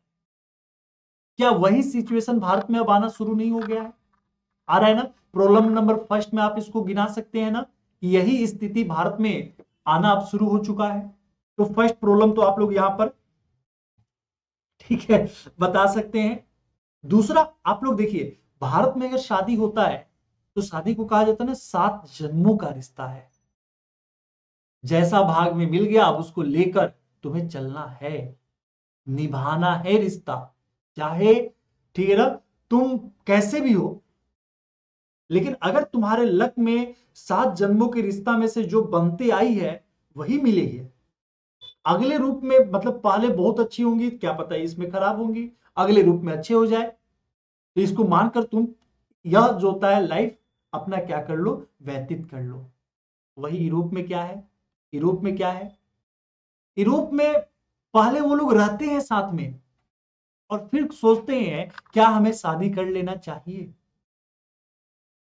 ठीक है, ये यूरोप का कल्चर है कि साथ में रह रहे, नहीं मैं शादी नहीं कर सकती, या मैं शादी नहीं कर सकता। और भारत में क्या है? शादी से पहले तो देखना भी जो होता है जुर्म है ना, एक प्रकार से। पापा जो होता है टांग काट के रख देंगे, पता चल गया तो। ऐसा हमारी संस्कृति है।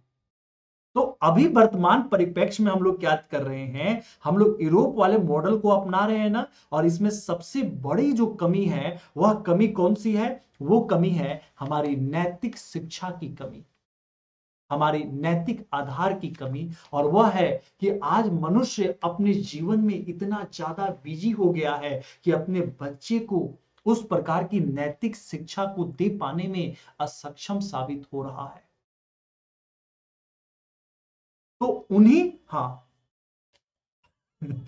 उन्हीं के कारण जो है अभी वर्तमान परिप्रेक्ष्य में क्या है, संस्कृति बदल रही है। तो आपको हमेशा याद रखना है, एक तरफ तो आपको प्रॉब्लम बताना ही बताना है, दूसरी तरफ उसका सॉल्यूशन भी देना होता है ऐसे में। तो दोनों साथ में आपको बताने होंगे, प्रॉब्लम भी बताने होंगे और सॉल्यूशन भी उसको जो होता है आपको बताना होगा। याद रहेगा। अब चलिए हम लोग आते हैं अपने 6 नंबर क्वेश्चन पर। 6 नंबर क्वेश्चन पे आ रहे हैं, और बहुत अच्छा ये क्वेश्चन है, ठीक है। ये क्वेश्चन कह रहा है कि बिना आर्थिक समृद्धि के सामाजिक न्याय नहीं हो सकता। समझना यहां पर, बिना आर्थिक समृद्धि के सामाजिक न्याय नहीं हो सकता, किंतु बिना सामाजिक न्याय के यहां पर आर्थिक समृद्धि क्या है, निरर्थक। अगर आपको इस लाइन को देखना है तो बाबा भीमराव अंबेडकर जी की जो होता है कहे गए बात पे है कि आर्थिक समृद्धि का सामाजिक न्याय, यानी कि सोशल जो होता है जस्टिस। और ये टॉपिक ही हम लोगों का देख रहे हैं ना, सोशल जस्टिस से यह टॉपिक ही है। तो जब आप लोग उस टॉपिक को पढ़ोगे, अनुच्छेद 15, 16, 15-16 के बारे में भी पढ़ लोगे। अनुच्छेद जो होता है आप लोग इनके महिलाओं पे हो रहे अत्याचार को भी आप लोग पढ़ सकते हो। बाबा भीमराव अंबेडकर जी को देखोगे, बाबा भीमराव अंबेडकर जी कहते हैं कि मैं कितना भी अमीर हो जाऊं, कितना भी अमीर हो जाऊं, लेकिन लेकिन जब तक जो है, हाँ, कितना भी अमीर हो जाऊं, लेकिन जब तक जो होता है मुझे सामाजिक न्याय नहीं मिलेगा, हमें समाज में रहने का अधिकार नहीं मिलेगा, तब तक मेरे लिए यह अमीर यानी कि आर्थिक समृद्धि होना क्या है, निरर्थक है, हमारे लिए उतना ज्यादा मायने नहीं रखता है। तो ये सोशल जस्टिस का टॉपिक है। अगर कोई कैंडिडेट जनरल कैटेगरी से है तो उसका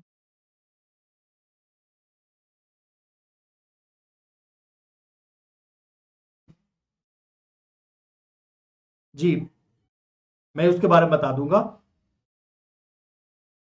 आना हो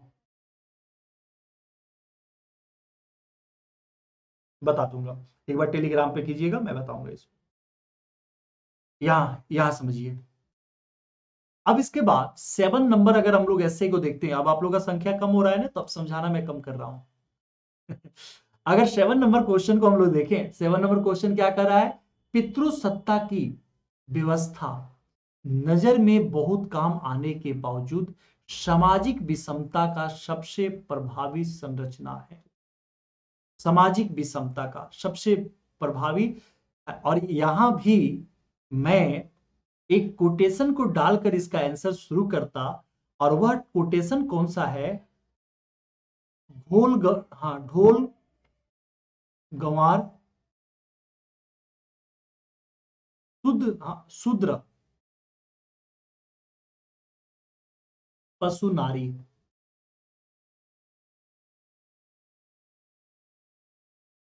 सकल ताड़ना के अधिकारी।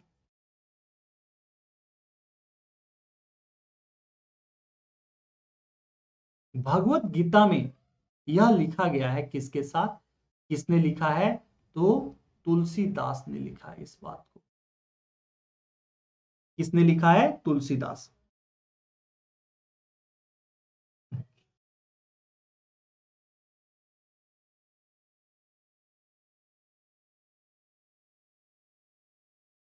हाँ बिल्कुल बिल्कुल, उससे आता है, फेमिनिस्ट से बिल्कुल आता है। अब यहां देखिए ये कोटेशन, हाँ, यहाँ जो शब्द कहा जा रहा है ना, समझना इस लाइन को और इस पॉइंट को समझना, ढोल गंवार शूद्र पशु नारी सकल ताड़ना के अधिकारी। अब इसका अर्थ यहाँ पर बहुत सारे लोगों के द्वारा अलग अलग दे दिया जाता है कि सकल ताड़ना के अधिकारी, तो इसका मतलब वो कहते हैं देखो जो ढोल है जिस पे बजाया जाता है, जो गंवार व्यक्ति है या जो शूद्र व्यक्ति है, जो नीच वाले हैं, जो पशु है और जो नारी है, तो कुछ लोग बोलते हैं हमेशा जो होते हैं पिटाने के अधिकारी होते हैं। ठीक है ना? सकल ताड़ना का मतलब ये भी होता है, एक होता है मारना पीटना भी होता है, सकल ये ताड़ना का अर्थ होता है, और सकल ताड़ना का मतलब यह होता है कि देखने योग्य, यह भी होता है। तो इन परिप्रेक्ष्य को उनके द्वारा छुपा दिया जाता है। जो धर्म पे कटाक्ष करने वाले लोग हैं ना, वो लोग इस बात को बोलते हैं, देखो तुलसीदास ने इस बात को बोला है, वो भी भगवत गीता में, कि ढोल गंवार क्षुद्र पशु नारी सकल ताड़ना के अधिकारी। लेकिन यहां पर तुलसीदास का विचार ये था कि जो ढोल होता है, तो बजाने से पहले उसको देख लो कि सब कुछ सही तो है, नहीं तो आवाज सही नहीं आएगा। जो गंवार व्यक्ति है उसको हमेशा संभालने की जरूरत होती है, उसको देखभाल करने की जरूरत होती है, उसको शिक्षा देने की जरूरत होती है। जो क्षुद्र होते हैं उनको भी जो होता है देखने की जरूरत होती है कि कहीं कोई कमी तो नहीं है। जो पशु है तो पशु को देखकर आप ये देखो कि कहीं वो पशु को भोजन के बिना बिलख तो नहीं रहा है। जो नारी है उस नारी को देखो कि क्या समाज में उसका वह स्थान मिल रहा है। जैसे अभी वर्तमान में देखोगे तो वर्तमान में आपको इस चीज को पता जरूर लगेगा कि मुखिया जो है वो महिला है, लेकिन उस मुखिया के पद को संभाल कौन रहा है, पुरुष ही तो संभाल रहे हैं ना। तो ये हमारी पितृ सत्ता है कि महिलाओं को कोई स्थान नहीं दिया गया, महिलाओं को सामाजिक विषमता बना दिया गया। और इस सामाजिक विषमता की शुरुआत कहां से हो जाता है, आप देखना, फर्स्ट जेंडर और सेकेंड जेंडर। तो फर्स्ट जेंडर पुरुष को बोला जाता है और सेकंड जेंडर किसको, महिला को बोल दिया जाता है। यही तो यहां पर सामाजिक विषमता दे दिया गया महिलाओं को। तो एक प्रकार से जो यहां पर सामाजिक विषमता दिया जा रहा है, यह सामाजिक विषमता उस समय तक सही नहीं हो सकता है जब आप अपने घर के बच्चे को नहीं बता रहे हो कि देखो महिला का सम्मान करना चाहिए। ठीक है, आप हमेशा आप अपने घर में ही करते क्या हो कि लड़की है उसको पढ़ने के लिए भेज देते हो, लड़का है सॉरी लड़के उसकी पढ़ाई को बंद कर देते हो, लड़का पढ़ेगा। आप अपने घर में ही कहते हो, मम्मी कहते हुए मिल जाती है कि कोई बात नहीं बेटी, वो बेटा है, वो बाहर घूम सकता है। मतलब वो कुछ भी कर सके, उसके लिए फ्रीडम है ना, वह कुछ भी करे उसके लिए फ्रीडम है। और लड़की अगर कुछ कर दे तो उसके लिए फ्रीडम नहीं है। अभी हाल फिलहाल में एक रेप केस हुआ था और उसमें यह उंगली उठाया गया कि रेप केस हुआ था, तो उसमें किसी ने, राजनीतिक ने यह कहा कि शाम में 7 बजे उस लड़की को क्या जरूरत था बाहर जाने की। अब बताइए, इस प्रकार का विचारधारा अगर उत्पन्न हो रहा, आप इसको इसको पॉइंट लगा सकते हो। हाँ, तो इस पॉइंट को आप जो पे लगा सकते हो, हाँ ये वैदिक काल से ही चला हुआ आ रहा है। लेकिन जब तक हम अपने समाज में दोनों की विषमताओं को समाप्त करके इक्विलिटी नहीं लाएंगे, जब दोनों को हम इक्विलिटी लाकर एक ही इक्विलिटी लाकर नहीं रखेंगे, तब तक हम समाज को एक अच्छा समाज नहीं दे पाएंगे। और इसकी शुरुआत अपने घर के बच्चे से करनी चाहिए। हर एक पिता को, हर एक माँ को अपने बच्चे से इस बात को करनी चाहिए कि देखो, स्त्री है तो उसको सम्मान देना एक बच्चे को जब आप सिखाओगे, तो जब बड़ा होगा तो समाज में भी स्त्री को सम्मान देगा। ठीक है, तो ये चीज हमारी जो सामाजिक विषमता है ना, ये सामाजिक विषमता फर्स्ट जेंडर और सेकंड जेंडर से शुरू होता है। तो पहले तो जो ये फॉर्म में फिलअप किया जाता है, फर्स्ट जेंडर हो या सेकंड जेंडर हो, इस चीज को भी जो होता है समाप्त होना चाहिए। क्योंकि यहीं से हम सेकंड जेंडर हैं। यह वास्तविकता, ये मानसिकता जो है महिलाओं पे और पुरुषों के पे हावी होता है कि हम फर्स्ट जेंडर हैं, हमें ज्यादा अधिकार है, हमें स्वतंत्रता है, हम ज्यादा बलशाली हैं। महिलाओं के लिए कठोर कानून भी बनाए जाने चाहिए। और हर एक देश का ये नियम है कि जब तक महिला और पुरुष कंधे से कंधे मिलाकर नहीं, कंधे से कंधे मिलाने का मतलब ऐसे मत मिलाना, मतलब ये है कि जब तक इक्वलिटी में होकर वो काम नहीं करेंगे, तब तक वह देश कभी आगे नहीं बढ़ सकता है। समझा रहे ना? तो इसको इस परिप्रेक्ष्य में इसको लिखने की आप लोगों को क्या है, आवश्यकता है। तो पितृसत्ता फर्स्ट जेंडर और सेकंड जेंडर पर, और सामाजिक विषमताएं महिलाओं पे करके, और ये कोटेशन डालकर आप लोग इसको लिख सकते हो। याद रखो, एक तरफ समाज का प्रॉब्लम, आपको एक तरफ आपको समाज को क्या, समाज क्या क्या दिखाना है, समस्या दिखाना है। समस्या में क्या, लोगों की थिंकिंग, लोगों का जो सोच है, लोगों का सोच, ठीक है, अधिकारों की कमी होना, घर में किस प्रकार से, अभी आप देखना, एक महिला है, एक महिला है, ये कहा जाता है कि खाना जो बनाएंगे वो महिला ही बनाएंगी, चाहे वो कोई भी जॉब करती हो। वो शाम में 6 बजे जॉब करके आएगी तब खाना बनाएगी। और पुरुष प्रजाति जो है वो क्या करते हैं, पुरुष प्रजाति बैठे हैं, क्यों, श्रीमती जी आएगी तो खाना बनाएगी, है ना। तो ये सोच भी तो खत्म करनी चाहिए ना। जो खाली बैठा है, जो खाट तोड़ रहा है, उसको पहले जो होता है खाना बनाना चाहिए, घर में पोछा लगे भाई, है ना। इक्वलिटी तो आनी चाहिए ना। विदेशों में तो ये है कि अगर पत्नी जो है जॉब करती है और पति का जॉब नहीं है, तो घर का पूरा काम पति करता है, पत्नी नहीं करती। तो आप बाकी चीजों में यूरोप वाले मॉडल को अपना लेते हो, और यहाँ वाले मॉडल में पुरुष पुरुष जाति जो होता है छोड़ देता है। ना ना ना, ये हमारे अधिकारों का क्या होगा, हनन हो। मैं हरियाणा में पढ़ा रहा था, मैं पिछले 3 साल हरियाणा में पढ़ाया, और हरियाणा में इन सब चीजों को मैं सबसे ज्यादा देखा। खेत का काम औरत करती, दूध निकालना, भैंस से दूध निकालना औरत करती, घर का पूरा काम औरत करती, और पुरुष बेचारा खाट जो होता है तोड़ता। मतलब खेत का भी काम, द्वार का भी काम, पशुओं का भी काम और घर का भी काम ये अकेले औरत कर रही है। और फिर भी अगर रुतबा दिखाना है, तो पुरुष जो होता है कभी भी डांट दे सकता है, गलिया गाली दे देता, डपट देता, मतलब अधिकार के मामले में देखा जाए तो उनका अधिकार ज्यादा है। इस पर कोई एक सख्त कानून बनानी चाहिए, हमारे कॉन्स्टिट्यूशन में ऐसा करना चाहिए। और सबसे बड़ी चीज, हमारे समाज में जो बच्चे हैं उनको इनके प्रति ज्ञान देना चाहिए, उनको अपनी वास्तविकता का आभास कराने चाहिए। तो ये इसके बारे में जो होता है। हाँ, सभी पॉइंट्स ऐसे हैं। आप देखो कितना अच्छा है ऐसे का। अब आप बताओ, आप लोग ऐसे नहीं लिख पाओगे? इजी तो है, लेकिन एग्जाम होने के बाद इजी है ना? उस समय थोड़ा बहुत हार्ड लगता होगा। चलो, अब 8वें नंबर क्वेश्चन पे हम लोग चलते हैं, अभी का सबसे लास्ट क्वेश्चन पे हम लोग चलते हैं। अच्छा, इसमें एक और एक मूवी अगर बाय द वे हो ना, आप लोग देखना, मातृभूमि, किस प्रकार से वो आपके हरियाणा पे ही बना हुआ था, महिलाओं की संख्या कम होती है तो। चलो, यहाँ पे टेक्नोलॉजी, टेक्नोलॉजी क्या है, यहां एक और चीज कर रहा है कि साइलेंट फैक्टर, साइलेंट फैक्टर। अभी हाल फिलहाल में इसको आप, अभी हाल फिलहाल में इसके साथ आप देखोगे कि कोविड 19 नहीं, ये लद्दाख वाला जो मुद्दा हुआ, तो लद्दाख वाले मुद्दे के कारण पीएम मोदी गवर्नमेंट के द्वारा चाइना के ऐप को क्या कर दिया गया, बैंड कर दिया गया, बंद कर दिया गया। इसका इफेक्ट क्या पड़ा होगा कि जो ऐप के ओनर हैं ये किस में गए होंगे, नुकसान में। और कोई छोटा मोटा नुकसान नहीं, बहुत ज्यादा भारी नुकसान में गए होंगे। तो क्या यह जो ऐप के ओनर हैं वह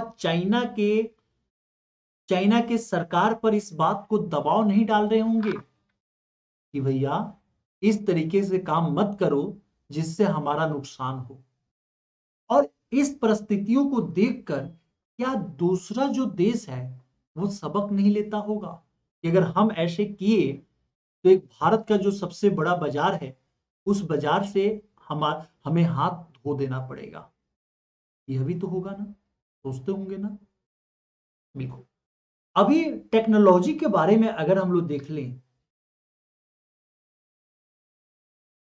अगर हम लोग टेक्नोलॉजी के बारे में देखें तो फेसबुक हो गया या व्हाट्सएप हो गया, ठीक है, या अगर हम लोग व्हाट्सएप ऐप का हो गया या गूगल देखते हैं, या चाइना ऐप को बैन जो किया गया, इन सभी को देखते हैं। चाइना ने अलीबाबा, और चाइना के द्वारा एक 5G टेक्नोलॉजी का विकास करके जो छोटे देश हैं उनको अपनी तरफ ये आकर्षित करने का प्रयत्न कर रहा है। तो इन ऐप का प्रभाव नहीं पड़ता है क्या? अगर भारत भारत के परिप्रेक्ष्य में देखा जाए तो आजादी के बाद से लेके अभी तक यह मैक्सिमम ऐप का खरीदार रहा है, बायर्स रहा है, बायर्स रहा है। तो इसका इफेक्ट हमारी आम जनता पे नहीं पड़ता है क्या? इसका इफेक्ट पड़ता है ना। तो भारत को इसमें क्या करना चाहिए, है ना? भारत को इसमें क्या करना चाहिए? पहले तो हमें एक पहलू में किसको दिखा देना है, चाइना को दिखा देना है कि चीन ने किस प्रकार से अलीबाबा ऐप, इसी का है ना, अलीबाबा को देखा, या सस्ता टेक्नोलॉजी को देखिए, या 5G करके किस प्रकार से दूसरे देशों को अपनी तरफ आकर्षित करने का प्रयत्न कर रहा है। एक तो हमें यह दिखा देना चाहिए। दूसरा, हमें व्हाट्सएप ऐप भी इन सबों का, गूगल का, कि अमेरिका के इकोनॉमी को एप्पल का मजबूत बनाने में क्या है, अहम योगदान है। और वहीं पे भारत को फिर हमें दिखाना पड़ेगा कि भारत के साथ प्रॉब्लम क्या है। तो सबसे बड़ा टेक्नोलॉजी का बायर्स रहा है, खरीदार रहा है। तो अगर ये सबसे बड़ा खरीदार रहा है तो इसका इफेक्ट, इसका प्रभाव किस पर पड़ जाता है कि मनी भी इन्वेस्टमेंट होता है, और भारतीय जो जनता है, इनकी इनकी मतलब कि गुप्त संदेशों को भी वहां जाने का खतरा रहता है। साइबर युद्ध होने पे भारत के जो होता है ज्यादा मात्रा में नुकसान होने का भी खतरा है। भारत इस चीज से सबक ले सकता है कि जैसे भारत ने क्या किया, एटॉमिक परीक्षण किया। तो जैसे ही भारत ने अमेरिका के दबाव के बावजूद भी एटॉमिक परीक्षण कर लिया 98वें सेकंड वाला, तो अमेरिका का रुख भारत के प्रति बदल गया ना। ठीक है, आज भारत का जो इसरो है वह टेक्नोलॉजी के क्षेत्र में जब विकास कर रहा है तो पूरे विश्व का ध्यान इसरो की तरफ आ रहा है ना। तो भारत का साइलेंट फैक्टर जो होता है, फैक्टर क्या होना चाहिए, तो साइलेंट फैक्टर इसका यही होना चाहिए कि भारत अपने टेक्नोलॉजी का मैक्सिमम विकास करके अपने अंतरराष्ट्रीय संबंधों को एक नया आयाम और आधार प्रदान करे। और ये कब होगा, जब Bharat make in India plan के तहत कार्य करे, अच्छा कार्य करे, और भारत टेक्नोलॉजी का बायर्स को जो होता है, बायर्स को बदलकर अगर यह बेचने वाला में, यानी कि अब यह इंपोर्ट करने वाला बन जाए टेक्नोलॉजी का, तब जाकर अंतरराष्ट्रीय संबंध में भारत का एक नया आयाम और एक नया आधार कायम हो सकता है। और हमें इस क्वेश्चन को इसी परिप्रेक्ष्य में, टेक्नोलॉजी के परिप्रेक्ष्य में ही लिखने की और समझने की आवश्यकता है। हाँ, बिल्कुल रुचि उसी में पूछा गया है। हाँ, आपके साथ क्या होता है भाई अबे। चलिए, हम लोगों के द्वारा, ठीक है, इन सभी क्वेश्चन, आठों के आठों क्वेश्चन देखा जाए तो आठों के आठों क्वेश्चन पर चर्चा किया गया। यहां पर ये वाला संस्कार वाला भी हो गया, यहां दूसरा भी हो गया, 7वां और 8वें नंबर का भी। क्या अब आप लोगों से मैं इस बात का उम्मीद करूं कि आप लोगों को जो ये क्वेश्चन पेपर आज का समझना था, आप लोगों को समझ में आया है? क्या इस बात का मैं उम्मीद कर सकता हूं? और जितने लोग फेंक रहे हैं कि मेरे से आया और मेरे पढ़ाए हुए से आया, तो आप लोगों ने जब क्वेश्चन को देखा तो आप लोगों को शायद इसका एक्सप्लेनेशन देखकर, जरूर 2 मिनट का आप लोग समय देना, इसका एक्सप्लेनेशन मैं जितना भी दिया हूं, इस एक्सप्लेनेशन को आप लोग को समझने के बाद यह जरूर आभास हो गया है और पता हो गया है कि किसी के नोट्स से नहीं आया हुआ है, आपकी समझ से आई है।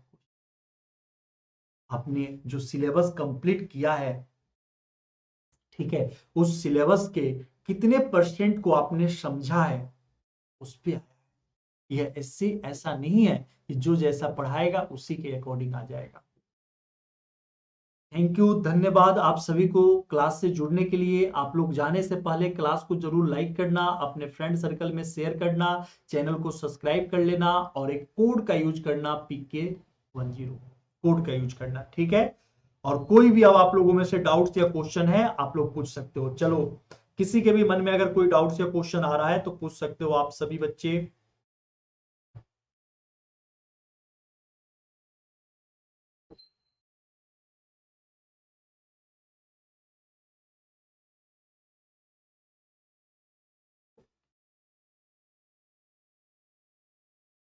कौन सा अब है?